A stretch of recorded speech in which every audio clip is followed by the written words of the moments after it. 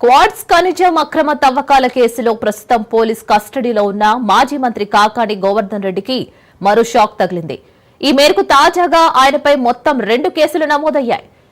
కృష్ణపట్నం పోర్టుకు వెళ్లే దారిలో అక్రమంగా టోల్ గేట్ ఏర్పాటు చేసి కంటైనర్లు, ఇతర వాహనాల నుంచి పెద్ద ఎత్తున అక్రమ వసూళ్లకు పాల్పడ్డారని మత్తుకూరు పోలీసులకు ఫిర్యాదు అందింది. ఇక ఈ మేరకు కేసు నమోదు చేసుకుని దర్యాప్తును ప్రారంభించారు. అదేవిధంగా సర్వేపల్లిలో గ్రావెల్ ను అక్రమంగా తరలించారని కాకాడితో పాటు మరో 2పై కేసు బుక్ అయింది.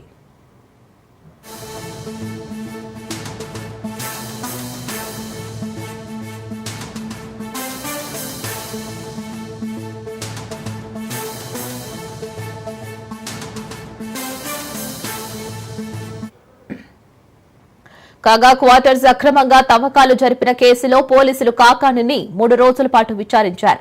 రెవెన్యూ, మైనింగ్ అధికారుల సమక్షంలో డీఎస్పీ శ్రీనివాస్ ఆధ్వర్యంలో మాజీ మంత్రిని మొత్తం 40 ప్రశ్నలు అడిగారు. పలు ప్రశ్నలకు ఆయన సమాధానం దాటవేసినట్లుగా సమాచారం.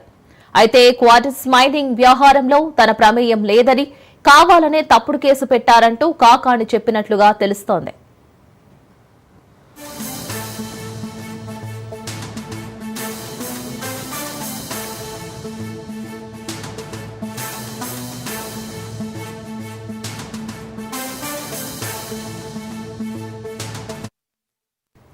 క్వార్టర్స్ ఖనిజం అక్రమ తవ్వకాల కేసులో ప్రస్తుతం పోలీస్ కస్టడీలో ఉన్న మాజీ మంత్రి కాకాణి గోవర్ధన్ రెడ్డికి మరో షాక్ తగిలింది.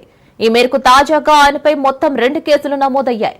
కృష్ణపట్నం పోర్టుకు వెళ్లే దారిలో అక్రమంగా టోల్ గేట్ ఏర్పాటు చేసి కంటైనర్లు, ఇతర వాహనాల నుంచి పెద్ద ఎత్తున అక్రమ వసూళ్లకు పాల్పడ్డారని ముత్తుకూరు పోలీసులకు ఫిర్యాదు అందింది.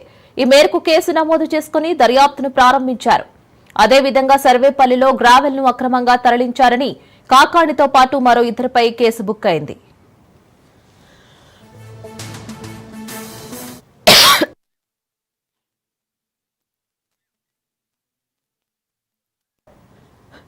కాగా క్వార్టర్స్ అక్రమంగా తవ్వకాలు జరిపిన కేసులో పోలీసులు కాకాణిని 3 రోజుల పాటు విచారించారు. రెవెన్యూ, మైనింగ్ అధికారుల సమక్షంలో డీఎస్పీ శ్రీనివాస్ ఆధ్వర్యంలో మాజీ మంత్రిని మొత్తం 40 ప్రశ్నలు అడిగారు. పలు ప్రశ్నలకు ఆయన సమాధానం దాటవేసినట్లుగా సమాచారం. అయితే క్వార్టర్స్ మైనింగ్ వ్యవహారంలో తన ప్రమేయం లేదని, కావాలనే తప్పుడు కేసు పెట్టారంటూ కాకాణి చెప్పినట్లుగా తెలుస్తోంది.